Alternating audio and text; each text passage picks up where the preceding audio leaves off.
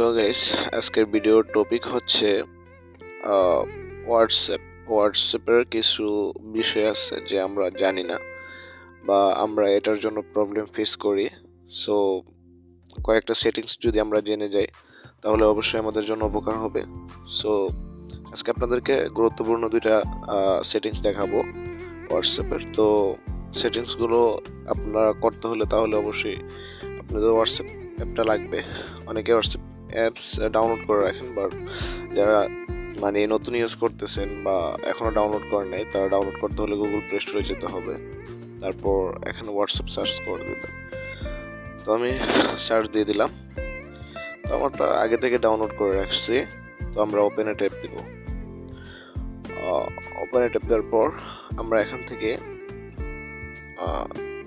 Three ডটে চলে আসবো। থ্রি ডটে ট্যাপ দেওয়ার পর আমরা এখান থেকে সেটিংসে ট্যাপ দেব। সেটিংসে আসার পর আমরা এখান থেকে দেখেন আমাদের যে প্রাইভেসি একটা অপশন আছে, তো আমরা এখানে ট্যাপ দিয়ে দিব। তারপর এখানে দেখেন লাস্ট সিন অ্যান্ড অনলাইন। অনেকে আছে যে আপনাকে টেক্সট করছে, সো আপনি টেক্সটটা দেখছেন, আপনার রিপ্লাই দিতে অনেকক্ষণ লেট হবে।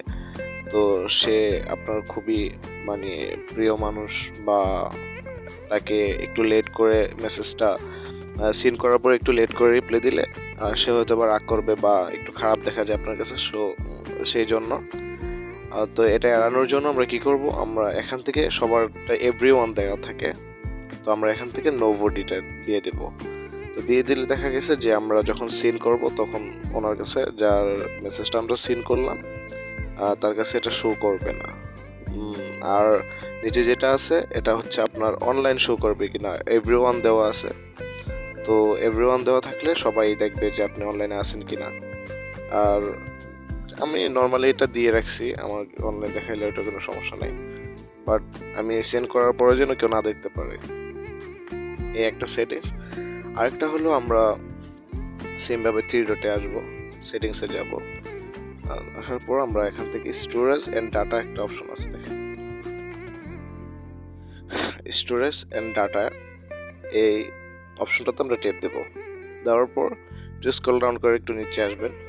আসার পরে দেখেন এখানে মোবাইল ডাটা দিয়ে করতে পারবেন, ওয়াইফাই দিয়েও করতে পারবেন।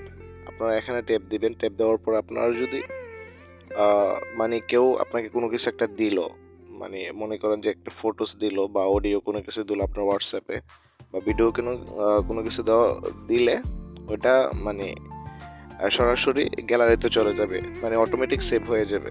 এগুলো সিলেক্ট করে রাখলে এটা অটোমেটিক সেভ হয়ে যাবে। আমি সিলেক্ট করে দিলাম। ডকুমেন্টটা সিলেক্ট করলাম না, কারণ আমি শুধু ফটোস, অডিও আর ভিডিওস এটা দিয়ে দিলাম।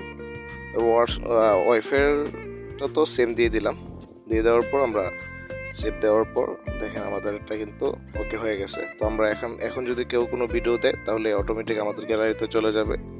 আর যদি কেউ এটা নিয়ে প্রবলেম ফেস করেন, অনেকে আছে যে এটা নিয়ে অনেক প্রবলেম ফেস করে যে অটোমেটিক গ্যালারিতে চলে যায়, তো সে এখানে আইসা এই সিলেক্ট করো আনসিলেক্ট করে দিতে পারেন। এটা আপনারা এই কাজটা খুব সহজেই করতে পারবেন।